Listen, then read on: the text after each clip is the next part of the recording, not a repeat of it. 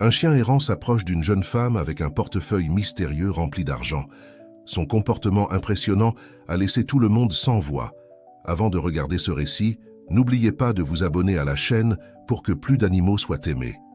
Le soleil venait à peine de se lever lorsque les rues du quartier Montmartre, à Paris, commencèrent à s'animer. Parmi les premiers arrivés se trouvait Sophie, une jeune femme de 28 ans aux cheveux bruns ondulés et aux yeux verts éclatants, qui se hâtait d'ouvrir les portes de l'animalerie Pattes Heureuses. Avec un sourire aux lèvres, elle saluait les habitants qui passaient, beaucoup d'entre eux accompagnés de leurs fidèles compagnons canins. Alors qu'elle organisait la vitrine avec les nouveaux jouets et friandises qui venèrent d'arriver, Sophie ne put s'empêcher de remarquer un mouvement inhabituel sur le trottoir. C'était lui, à nouveau, le chien que tout le quartier connaissait sous le nom d'Espoir. Un bâtard de taille moyenne, au pelage doré et aux yeux expressifs qui semblaient contenir toute la sagesse du monde. Espoir était une figure bien aimée du quartier. Personne ne savait exactement d'où il venait, ni depuis combien de temps il vivait dans les rues. Mais sa présence était constante et réconfortante.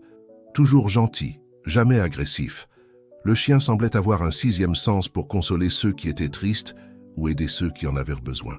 Ce matin-là, cependant, quelque chose était différent. Espoir n'était pas seul dans sa promenade matinale habituelle.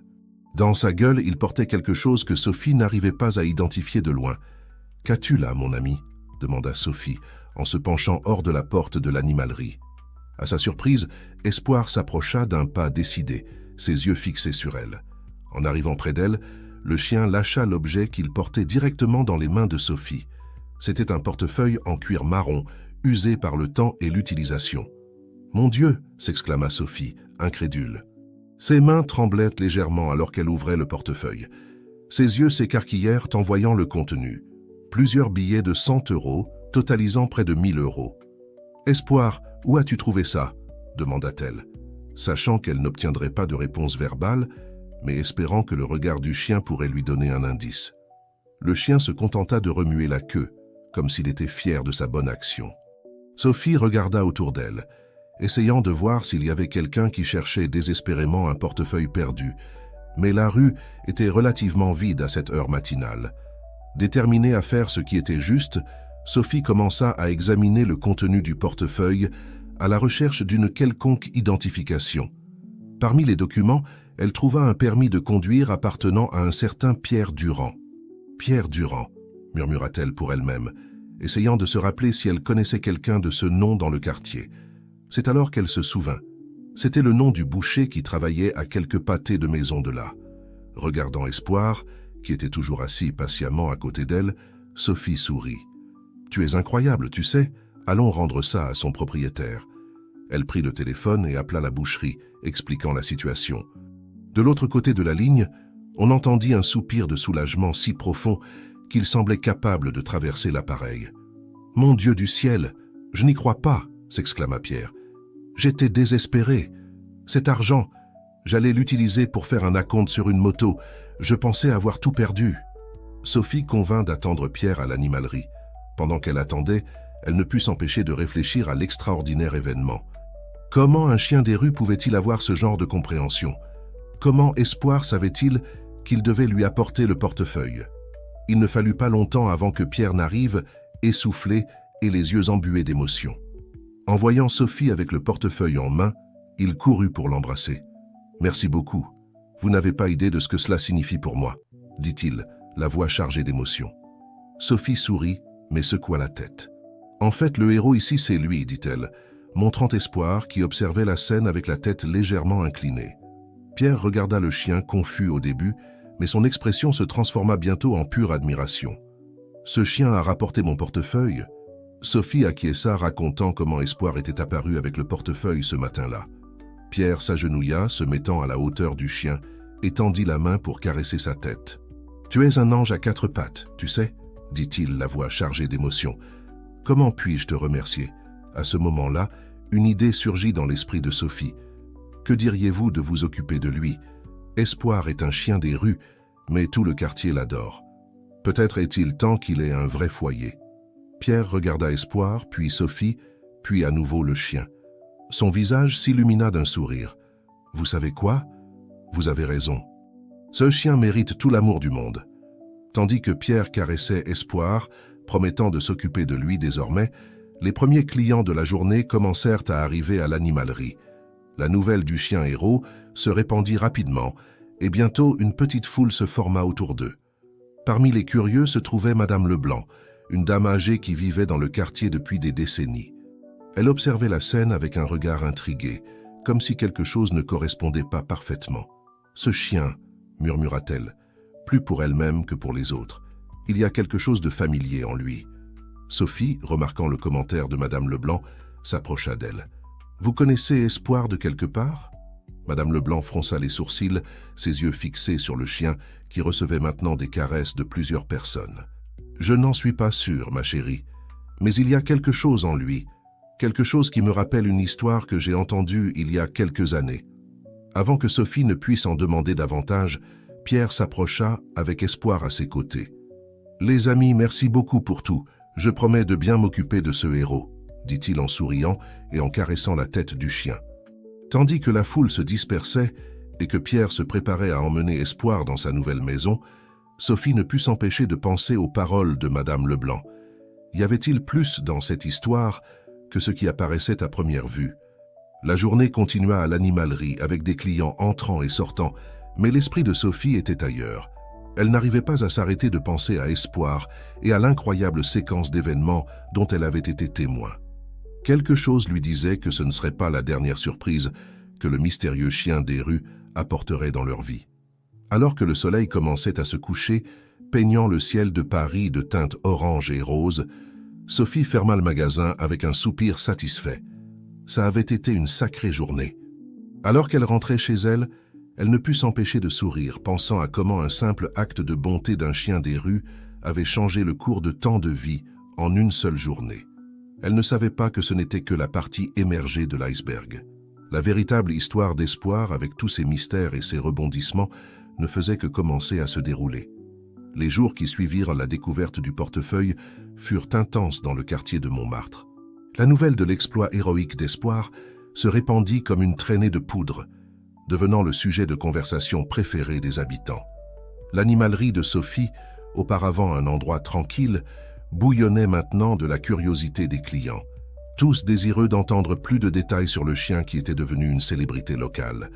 Pendant ce temps, chez Pierre, le boucher, Espoir s'adaptait à sa nouvelle vie. Le chien, autrefois habitué aux rues, profitait maintenant du confort d'un lit douillet et de repas réguliers. Pierre, quant à lui, ne se contenait plus de gratitude. Tous les matins, avant d'ouvrir la boucherie, il emmenait Espoir faire de longues promenades dans le quartier. Ce fut lors d'une de ces promenades, environ une semaine après l'incident du portefeuille, que quelque chose d'inhabituel se produisit. Pierre et Espoir passèrent devant un chantier abandonné lorsque le chien s'arrêta soudainement. Ses oreilles se dressèrent, attentives, et son corps se tendit. « Qu'est-ce qu'il y a, mon vieux ?» demanda Pierre, intrigué par le changement soudain de comportement de l'animal. Sans avertissement, Espoir s'élança en direction du terrain vague, aboyant avec insistance. Pierre, surpris, courut après lui, appelant son nom. Lorsqu'il rattrapa enfin le chien, il vit qu'il reniflait intensément un tas de gravats. « Hé, mon gars, qu'as-tu trouvé là ?» demanda Pierre, s'approchant prudemment. Espoir répondit par un aboiement aigu et commença à creuser frénétiquement. Pierre, maintenant véritablement curieux, s'accroupit pour l'aider. Après quelques minutes de fouille, ses doigts touchèrent quelque chose de métallique. Avec précaution, il retira l'objet des décombres. C'était une plaque d'identification militaire, ancienne et rouillée, mais encore lisible. On y lisait « Sergent François Dupont, unité K9 ». Pierre fronça les sourcils, confus. « Unité K9 ? Ce n'est pas… » Ses pensées furent interrompues par Espoir, qui tirait maintenant doucement sur le bas de son pantalon, comme s'il voulait l'emmener quelque part. Intrigué, Pierre décida de suivre le chien. Pendant ce temps, à l'animalerie, Sophie servait un client inhabituel. Madame Leblanc, la dame âgée qui avait commenté quelques jours plus tôt sur la familiarité d'Espoir, entra dans le magasin avec une enveloppe jaunie dans les mains. « Bonjour, Madame Leblanc », salua Sophie avec un sourire. « En quoi puis-je vous aider aujourd'hui ?» La vieille dame regarda autour d'elle, s'assurant qu'elles étaient seules, avant de répondre à voix basse « En fait, ma chérie, Je suis venu vous parler de ce chien, Espoir. » Sophie sentit un frisson parcourir son échine. Depuis le jour du portefeuille, elle n'avait pas pu sauter de la tête le commentaire énigmatique de Madame Leblanc. « Que savez-vous sur lui ?» Madame Leblanc ouvrit l'enveloppe et en sortit une vieille photographie. On y voyait un homme en uniforme à côté d'un chien qui ressemblait incroyablement à Espoir. « Celui-ci, dit-elle, montrant l'homme, était mon neveu, François. Il était dans la police. Il travaillait avec des chiens renifleurs.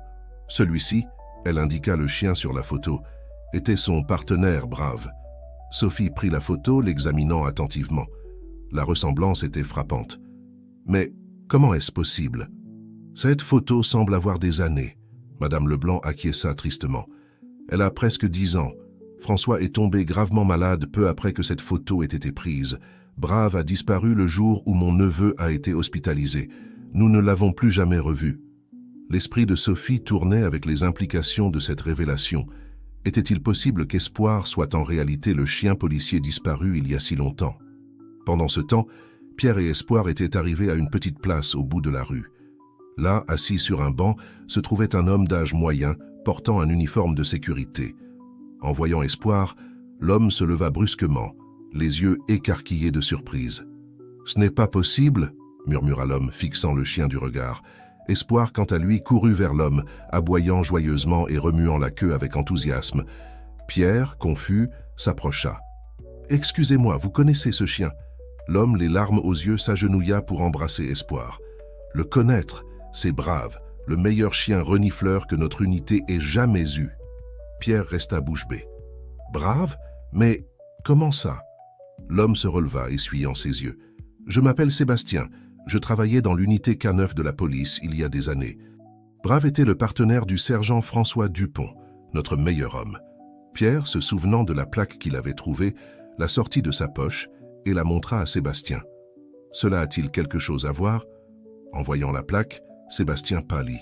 « Où avez-vous trouvé ça ?»« Je veux dire, Brave qui l'a trouvé, enterré dans un terrain vague tout près d'ici. » Sébastien secoua la tête, incrédule. Incroyable. Même après toutes ces années, il n'a pas oublié son entraînement.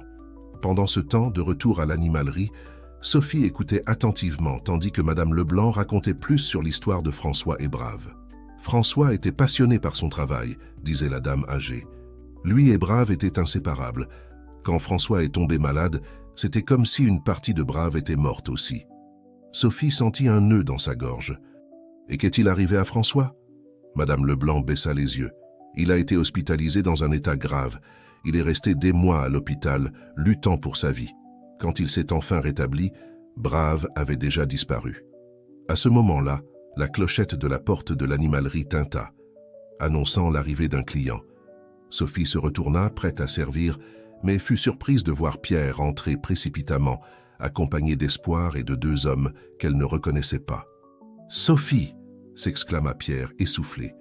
« Vous ne croirez jamais ce que nous avons découvert. » La jeune femme regarda de Pierre à Espoir, puis les 2 étrangers, et enfin Madame Leblanc, qui observait la scène avec une expression de choc. « François !» chuchota Madame Leblanc, fixant l'un des hommes qui accompagnaient Pierre. L'homme, qui semblait avoir une 50aine d'années, se tourna lentement vers la voix. Ses yeux s'écarquillèrent de reconnaissance. « Tante Marie !» L'animalerie devint soudainement silencieuse, comme si le temps s'était arrêté. Espoir, ou plutôt Brave, regardait de l'un à l'autre, sa queue remuant lentement, comme s'il comprenait parfaitement ce qui se passait. Sophie, sentant qu'elle était sur le point d'assister à quelque chose d'extraordinaire, ferma rapidement la porte de l'animalerie et retourna la pancarte sur « Fermé ». Elle avait le pressentiment que les révélations à venir changeraient à jamais non seulement la vie d'Espoir Brave, mais celle de tous les présents. Alors que tous se rassemblaient en un cercle improvisé au milieu du magasin, Sophie ne put s'empêcher de penser à comment un simple acte de bonté d'un chien avait déclenché une série d'événements qui semblaient maintenant unir passé et présent d'une manière presque miraculeuse. Le mystère d'Espoir était sur le point d'être résolu, mais quelque chose lui disait que cette histoire était loin d'être terminée. En fait, il semblait qu'un nouveau voyage passionnant ne faisait que commencer.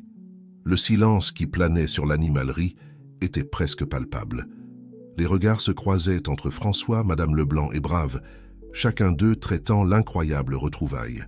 Sophie et Pierre restaient silencieux, témoins d'un moment qui semblait sorti d'un film. Ce fut Brave qui brisa le silence. Avec un aboiement doux, il s'approcha de François, ses yeux fixés sur son ancien partenaire. François, encore étourdi, s'agenouilla lentement, tendant une main tremblante vers le chien. « Brave !»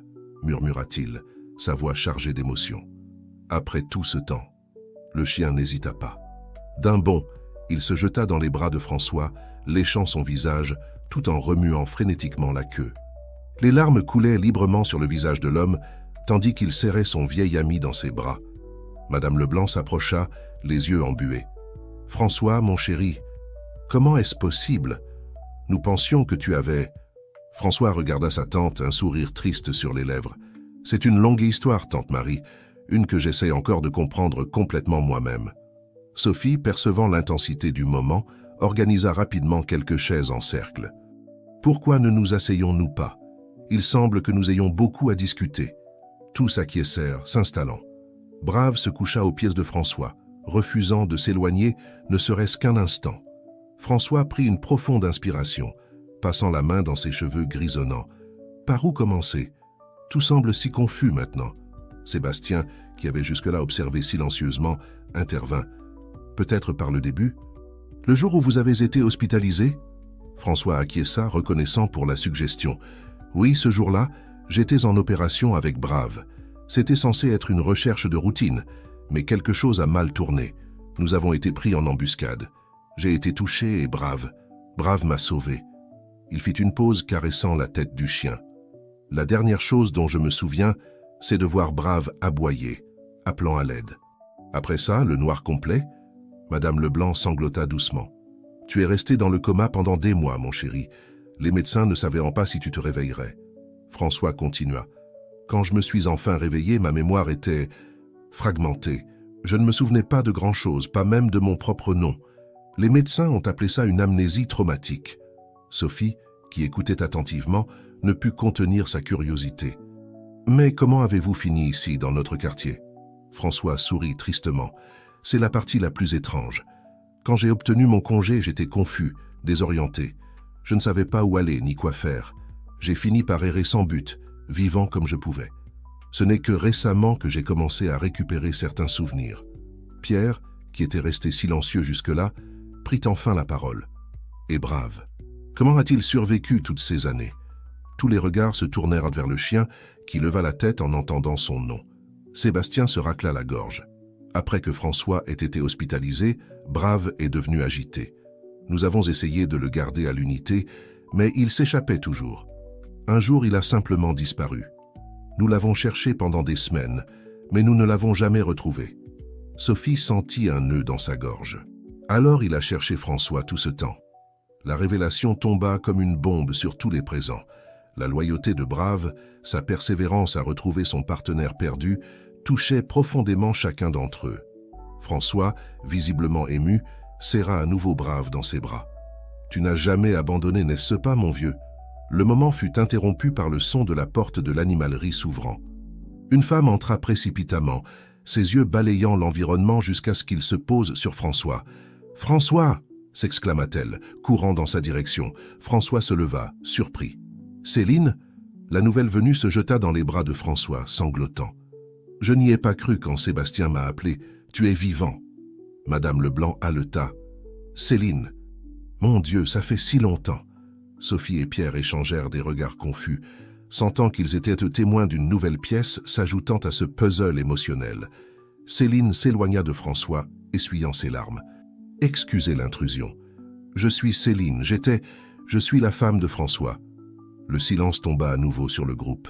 François semblait abasourdi, regardant Céline comme s'il la voyait pour la première fois. « Ma femme ?» murmura-t-il, sa voix à peine audible. Céline acquiesça, un sourire triste sur les lèvres. « Oui, mon amour. Nous nous sommes mariés quelques mois avant ton accident. Tu ne t'en souviens pas ?» L'expression de François était de pure confusion et d'angoisse. « Je suis désolé. Il y a tant de choses dont je n'arrive toujours pas à me souvenir. » L'ambiance dans l'animalerie devint tendue. La joie des retrouvailles se mêlait maintenant à la douleur de la mémoire perdue et des années de séparation. Brave, sentant le changement dans l'atmosphère, se leva et marcha vers Céline, la reniflant prudemment.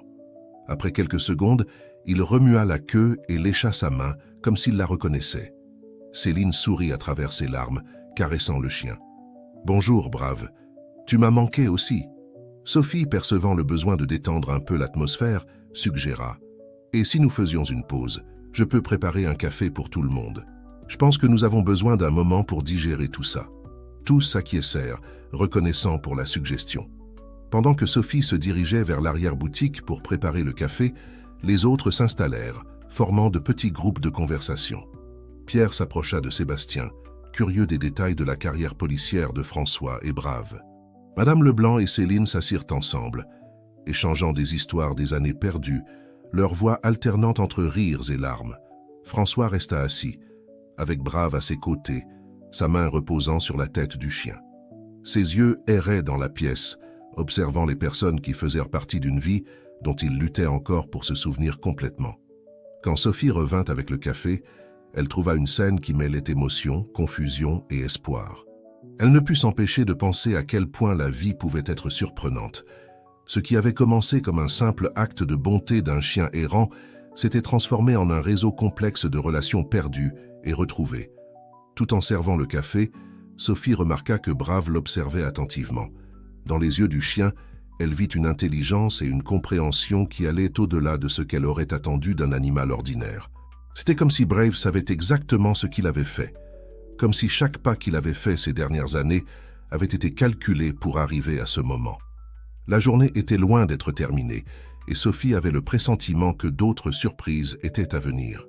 L'histoire de Brave, François et tous les impliqués ne faisait que commencer à se dévoiler, et elle avait hâte de voir où ce chemin les mènerait.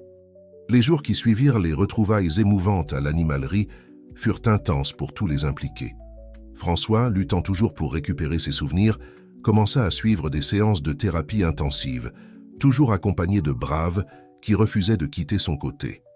Céline, quant à elle, partageait entre la joie d'avoir retrouvé son mari et la douleur de ne pas être reconnue par lui, cherchait des moyens de se reconnecter avec François.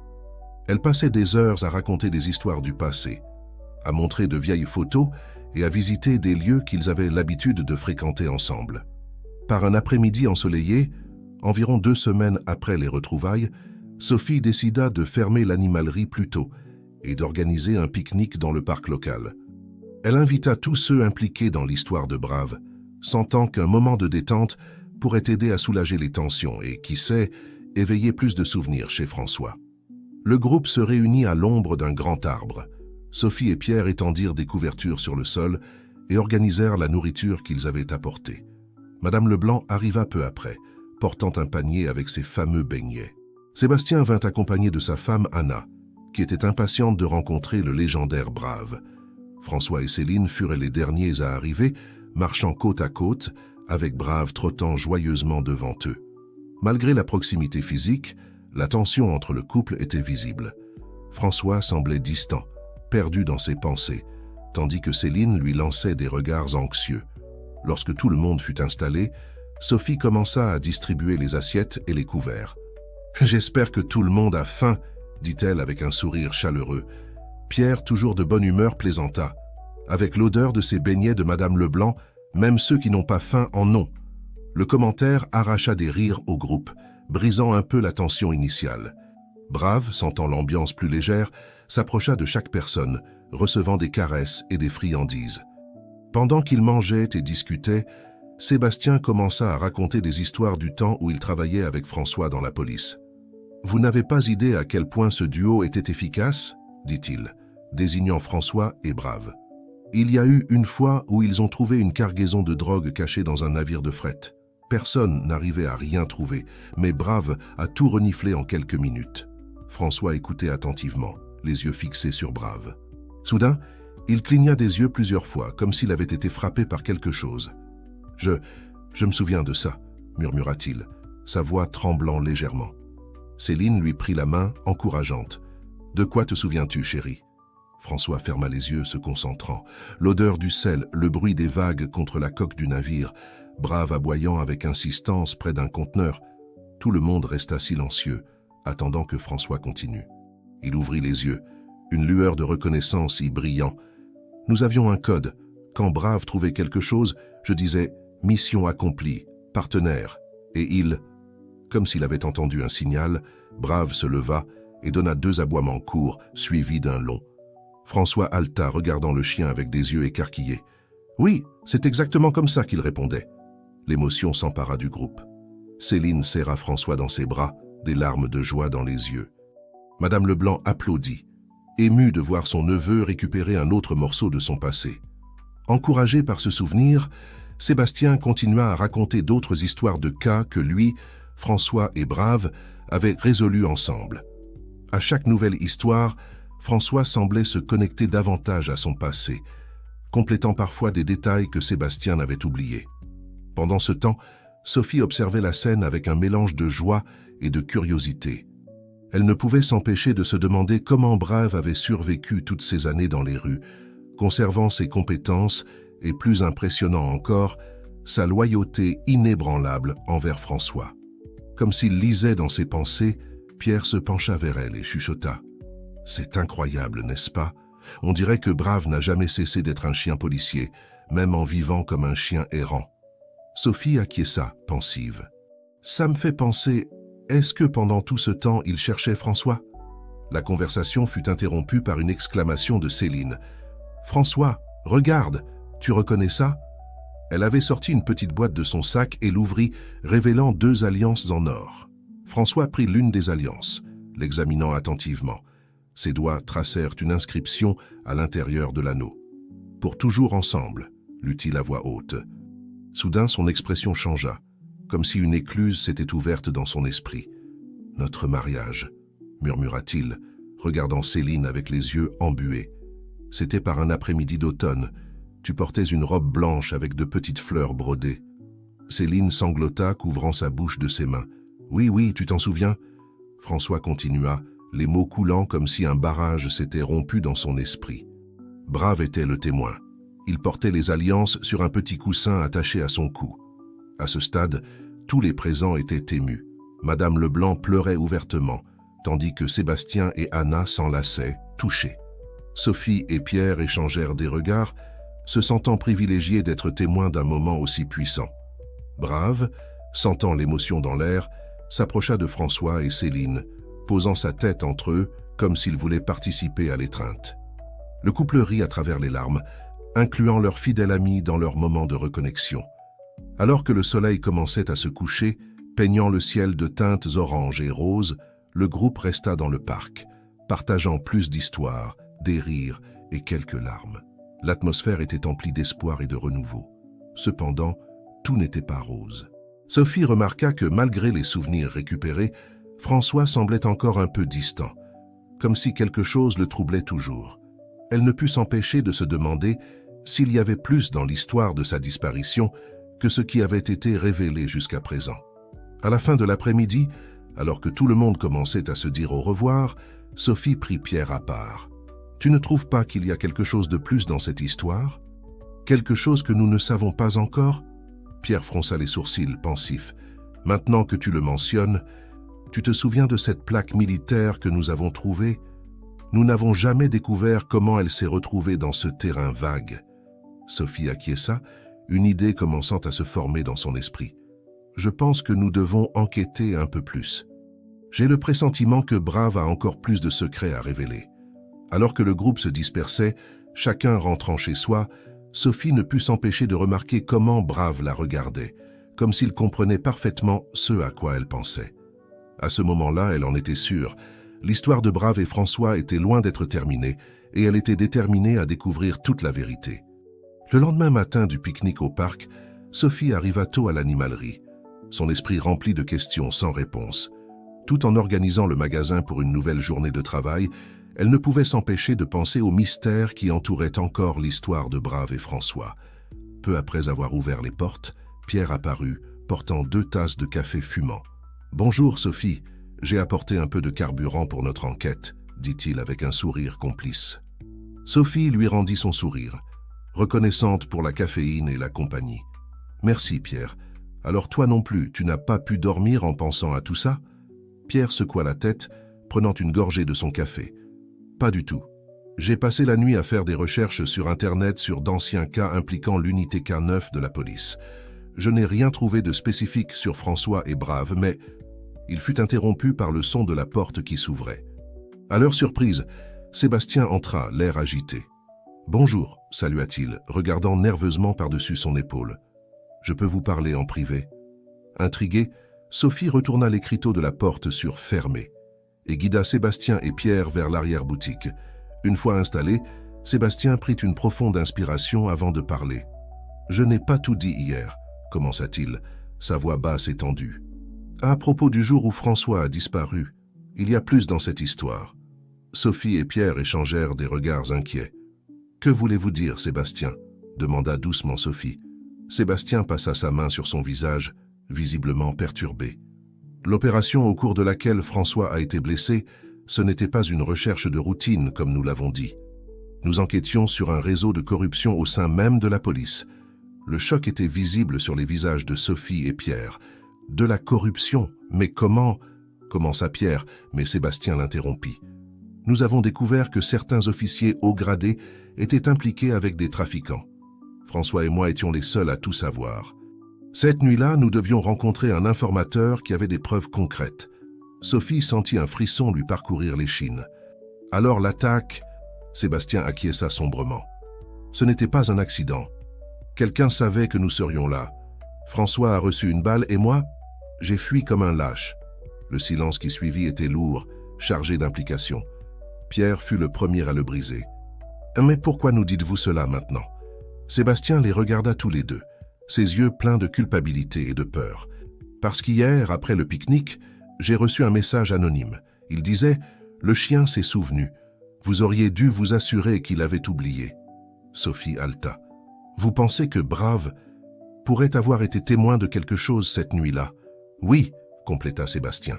« Et maintenant que François récupère ses souvenirs, il pourrait être en danger, » conclut Pierre, la gravité de la situation pesant dans chaque mot. À ce moment-là, comme convoqué par la mention de son nom, Brave apparut à l'entrée de l'arrière-boutique, accompagné de François. L'ex-policier semblait pâle et agité. « Excusez l'intrusion, » dit François, sa voix tremblante. « Mais quelque chose s'est passé. J'ai fait un rêve. Ou plutôt, un souvenir. À propos de la nuit où j'ai été blessé. » Sébastien se leva brusquement, la panique évidente dans ses yeux. « François, Mais François leva la main, l'interrompant. « Je sais, Sébastien. Je me souviens de tout maintenant. De l'enquête, de l'informateur, de l'embuscade. » Brave s'approcha de François, frottant son museau contre sa main comme pour le réconforter. François s'agenouilla, serrant le chien dans ses bras. Et je me souviens de comment Brave m'a sauvé. Il n'a pas seulement appelé à l'aide. Il a pris une clé USB dans la poche du tireur quand il s'est enfui. Tous les yeux se tournèrent vers Brave, qui regardait maintenant fixement François, comme s'il comprenait chaque mot. « Une clé USB ?» demanda Sophie, son esprit travaillant rapidement. « Avec les preuves de la corruption ?» François acquiesça. « Exactement. Mais dans la confusion, je n'ai pas pu récupérer la clé USB de Brave. La dernière chose dont je me souviens avant de perdre conscience, c'est de voir Brave courir au loin avec elle dans sa gueule. La révélation tomba comme une bombe sur le groupe. Soudain, les années que Brave avait passées dans les rues prenaient un nouveau sens. Ce n'était pas seulement la loyauté envers François qui l'avait maintenu à proximité. Il protégeait une preuve cruciale. « Mais où est la clé USB maintenant ?» demanda Pierre, regardant Brave comme s'il s'attendait à ce que le chien puisse répondre. Comme s'il comprenait la question, Brave se leva et marcha vers un coin de la pièce, où il y avait une vieille boîte en carton. Avec son museau, il poussa la boîte, révélant un petit trou dans le mur. Sophie, comprenant ce que Brave voulait montrer, s'approcha prudemment. En glissant sa main dans le trou, ses doigts touchèrent quelque chose de petit et métallique. Quand elle retira sa main, tous haletèrent. C'était une clé USB, sale et un peu endommagée, mais intacte. « Incroyable !» murmura Sébastien, sa voix mêlant admiration et peur. Il a gardé ça tout ce temps. François prit la clé USB, ses mains tremblant légèrement. Cela pourrait enfin exposer toute la corruption. Mais cela nous met aussi en grand danger. À ce moment, le téléphone portable de Sébastien sonna, faisant sursauter tout le monde. C'était un message texte « Temps écoulé, nous arrivons ». La panique s'empara du groupe. « Nous devons partir d'ici maintenant », dit François, sa voix retrouvant le ton de commandement de ses années de policier. « Ce n'est sûr pour aucun d'entre nous. » Sophie, sentant l'urgence de la situation, prit rapidement son sac et les clés de sa voiture. « Nous pouvons aller à la maison de campagne de mon oncle.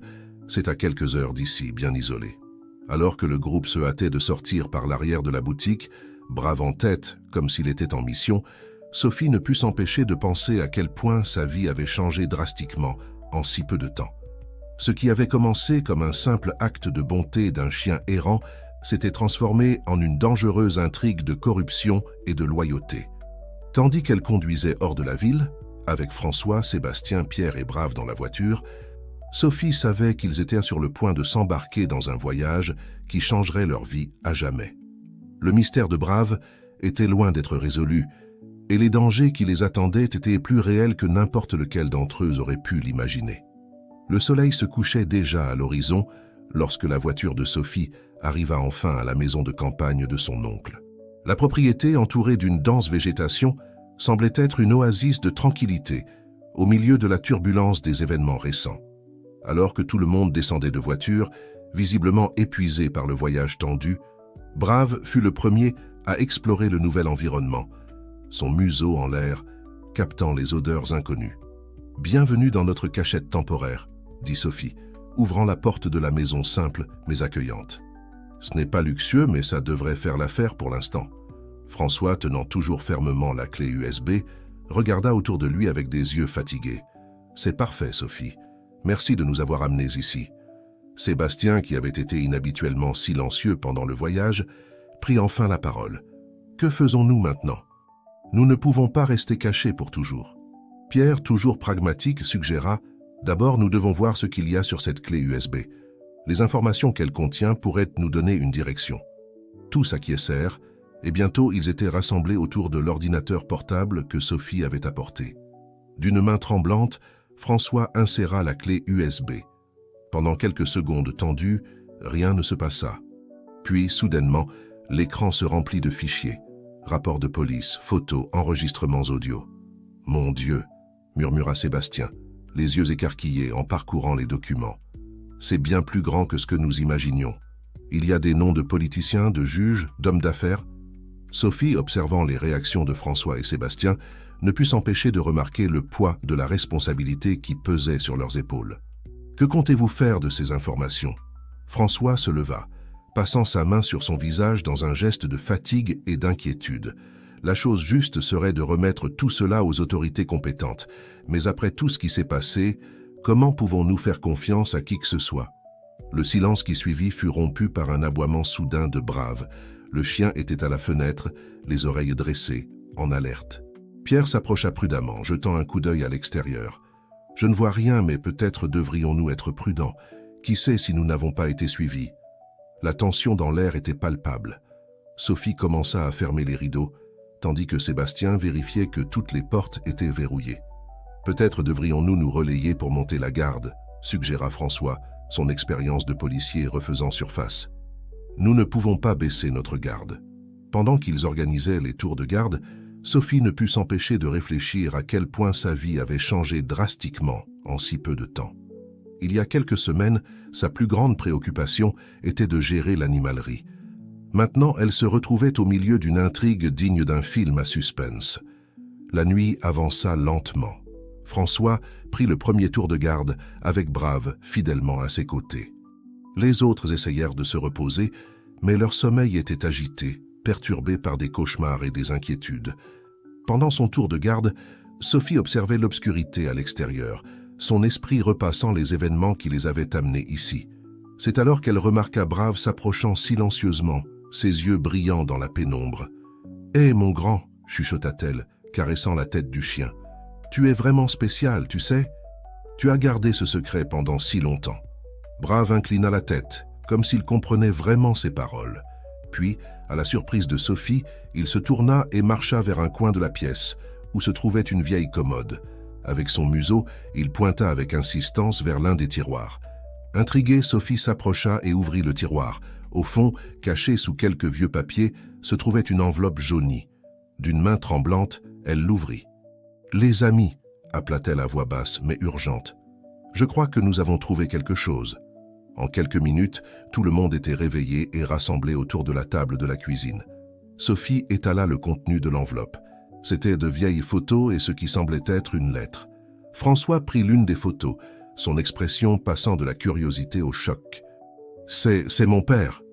La photo montrait un homme en uniforme de police, très ressemblant à François, aux côtés d'un chien qui était l'image de Brave plus jeune.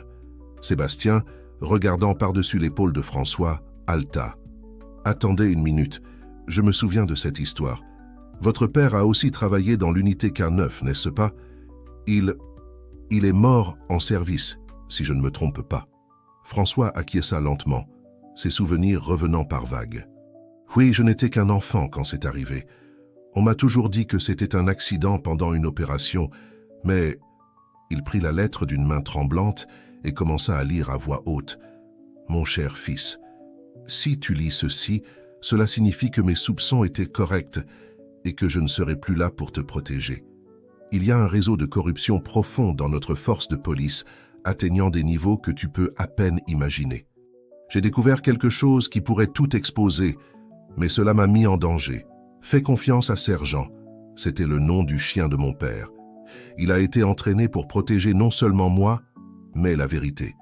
S'il m'arrive quelque chose, il saura quoi faire. Souviens-toi, fils, la vérité trouve toujours un moyen de se faire jour. Sois courageux, sois juste, et par-dessus tout, fais confiance aux instincts de nos partenaires à quatre pattes. Avec amour, ton père. » Le silence qui suivit était lourd, chargé d'émotion et de compréhension. Toutes les pièces commençaient à s'assembler. La loyauté inébranlable de Brave, sa mission apparemment sans fin, la connexion profonde avec François qui allait au-delà d'un simple partenariat. « Brave n'est pas seulement votre partenaire, François, » dit doucement Sophie. « Il est l'héritage de votre père. Il a porté cette mission pendant 2 générations. » François s'agenouilla, serrant Brave dans ses bras, les larmes aux yeux. « Merci, mon ami, de n'avoir jamais abandonné, pour moi et pour mon père. » Le moment d'émotion fut interrompu par un bruit lointain de moteur. Pierre courut à la fenêtre, son visage pâlissant. « Nous avons de la compagnie. Plusieurs voitures s'approchent. » La réalité de la situation tomba sur tout le monde comme un seau d'eau froide. Leur cachette avait été découverte. François se leva, une nouvelle détermination dans les yeux. « Nous ne pouvons plus fuir. Il est temps d'affronter cela de front et d'exposer la vérité, quelles qu'en soient les conséquences. » Alors que le groupe se préparait à ce qui allait suivre, Brave se positionna devant, comme un gardien prêt à protéger ceux qu'il aimait à tout prix. La confrontation finale était sur le point de commencer, et le destin de tous ainsi que la vérité enterrée depuis si longtemps ne tenait qu'à un fil. Le bruit des moteurs qui s'approchaient résonnait dans la nuit, brisant le silence qui enveloppait auparavant la maison de campagne. À l'intérieur, François, Sophie, Pierre, Sébastien et Brave se préparaient à l'inévitable confrontation. « Nous devons protéger les preuves à tout prix, » dit François, sa voix ferme malgré la tension évidente. Il se tourna vers Sophie, lui remettant la clé USB et les lettres de son père. « Tu dois sortir d'ici avec ça. Trouve un endroit sûr et remets tout aux autorités fédérales. » Sophie hésita, ses yeux parcourant les visages tendus de ses amis. « Mais, et vous? Je ne peux pas vous laisser ici pour affronter ça seul. » Pierre posa sa main sur son épaule, son expression sérieuse mais déterminée. « Sophie, tu es notre meilleure chance. Nous allons les retarder, te donner le temps de t'échapper. » Sébastien, qui observait par la fenêtre, se tourna vers le groupe. Ils encerclent la maison. Nous n'avons pas beaucoup de temps. François acquiesça, son instinct de policier prenant le dessus. D'accord, voici le plan. Sophie, toi et Brave sortez par derrière. Il y a un sentier qui mène à la route secondaire. Pierre, tu vas avec eux pour t'assurer qu'ils arrivent en sécurité. Et vous deux? Demanda Pierre, l'inquiétude évidente dans sa voix. Sébastien et moi allons les confronter, répondit François. Nous sommes d'anciens policiers, nous connaissons leurs procédures. Nous pouvons gagner du temps. Le bruit des portières de voitures qui claquaient à l'extérieur indiquait que le temps était compté. Sophie, les larmes aux yeux, serra chacun d'eux dans ses bras. « Faites attention, s'il vous plaît. » Quand vint le moment de dire au revoir à Brave, le chien regarda François comme s'il demandait la permission. François s'agenouilla, serrant son fidèle compagnon dans ses bras.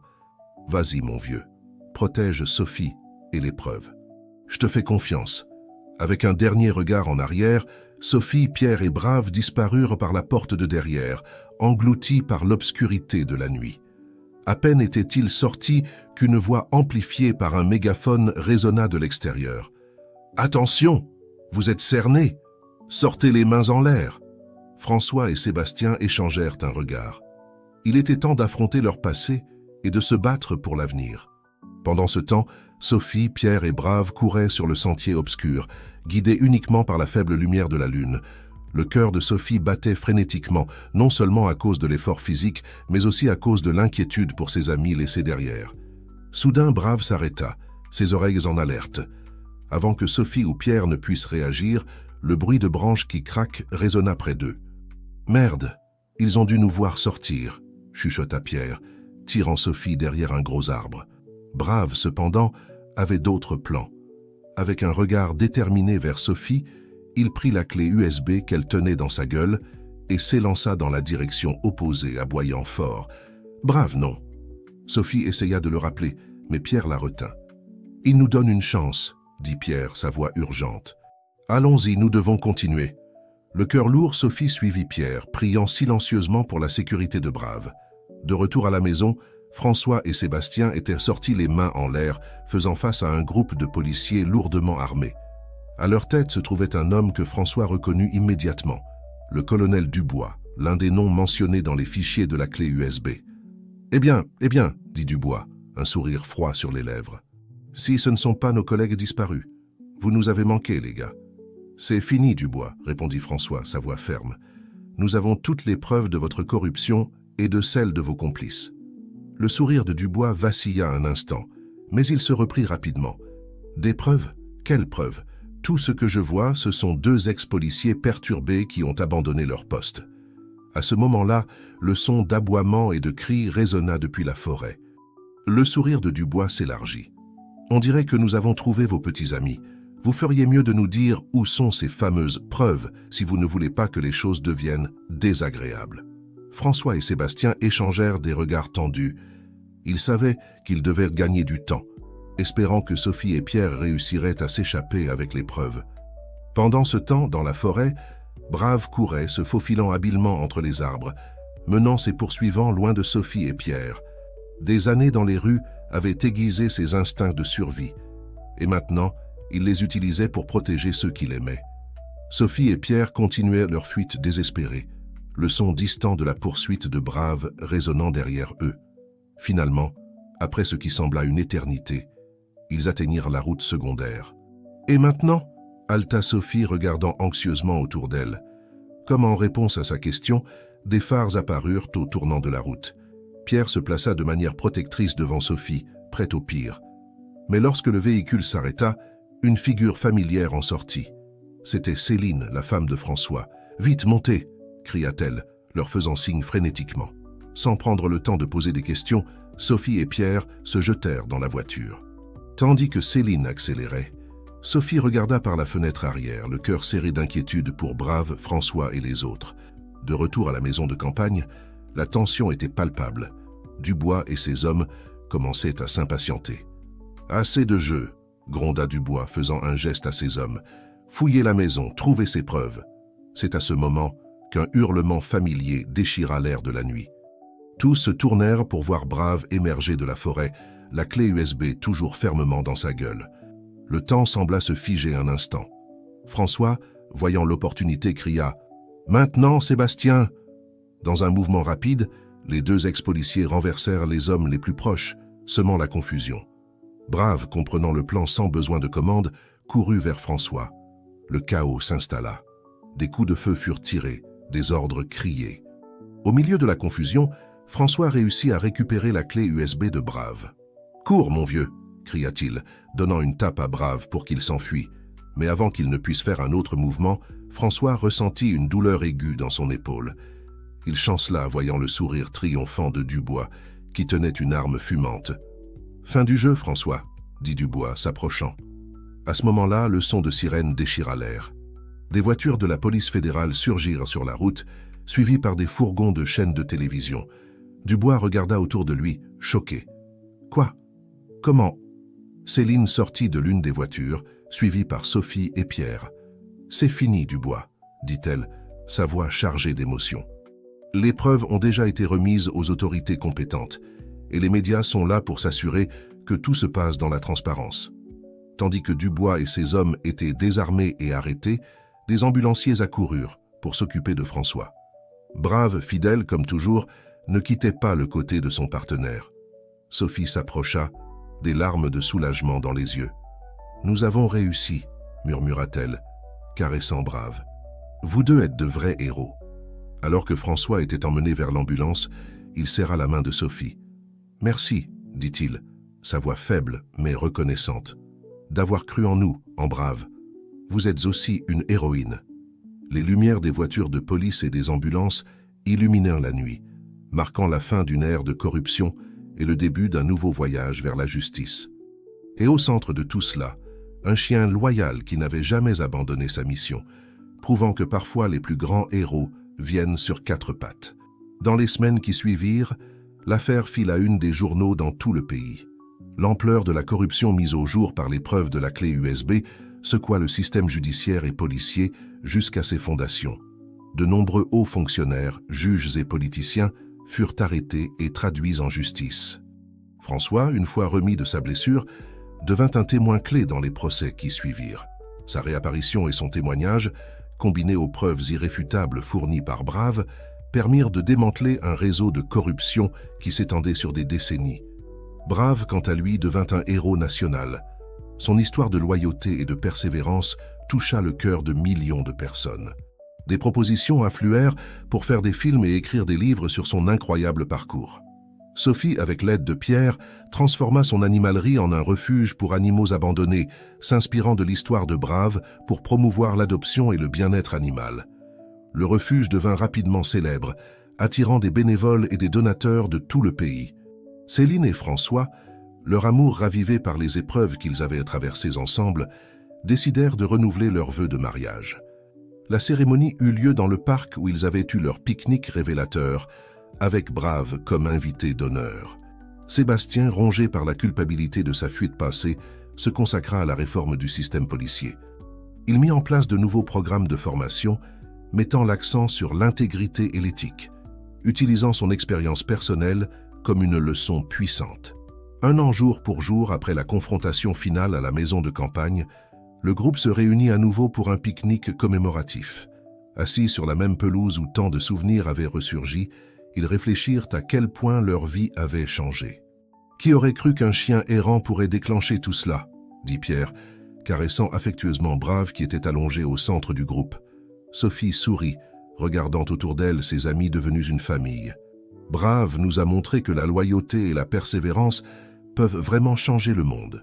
François, son bras autour de Céline, acquiesça. Il nous a rappelé que parfois, les héros viennent sous les formes les plus inattendues, et que la vérité, aussi profondément enterrée soit-elle, finit toujours par éclater au grand jour. Alors que le soleil se couchait sur leur réunion, peignant le ciel de teintes dorées et roses, le groupe resta silencieux un moment, savourant la paix qu'ils avaient si durement gagnée. Brave, sentant l'émotion dans l'air, se leva et fit le tour du cercle, touchant chacun avec son museau, comme pour dire « mission accomplie ». Et tandis que la nuit tombait doucement, enveloppant le parc dans son étreinte paisible, tous savaient que leur aventure, bien que terminée, avait laissé une marque indélébile non seulement sur leur vie, mais sur le monde entier. L'histoire d'espoir, devenue Brave, resterait à jamais un témoignage du pouvoir de la loyauté, du courage et de l'amour inconditionnel.